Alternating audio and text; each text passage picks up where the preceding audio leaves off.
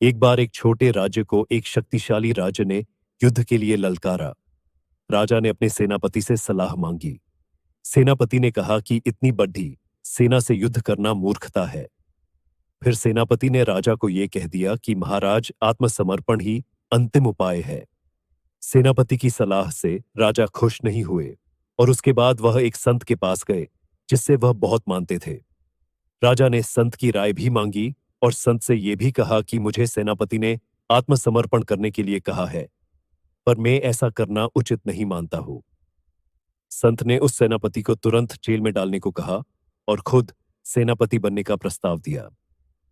संत की बातों से राजा थोड़े तो हिचके, लेकिन उनके पास दूसरा कोई विकल्प ना होने के कारण उन्होंने संत की बातों में ही हामी भर दी। संत सेना लेकर निकले तो बीच में एक मंदिर पड्ढा। उन्होंने सेना से कहा कि वे भगवान से पूछकर आते हैं कि युद्ध कौन जीतेगा। मंदिर से वापस आने के बाद लोग उनसे पूछते हैं कि भगवान ने क्या कहा। संत ने कहा कि यदि शाम को मंदिर से रोशनी निकलेगी तो हम युद्ध जीत जाएंगे। शाम को ऐसा ही होता है। लोग ये देखकर ऊर्जा और सकारात्मकता से भर जाते हैं और वह पूरी जान लगाकर लड़ते हैं और युद्ध भी जीत जाते हैं। युद्ध से वापस लौटते वक्त लोग संत को भगवान को धन्यवाद कहने भेजते हैं, लेकिन संत लोगों से कहते हैं कि उसकी कोई जरूरत नहीं है क्योंकि मंदिर में दिया मैंने ही जलाया था। अगर सेनापति की बात मानकर राजा ने पहले से ही आत्मसमर्पण कर लिया होता तो उनके मन में हमेशा ये डर रहता कि वे उस शक्तिशाली राज्य से कभी भी जीत नहीं सकते और वो निर्बल है।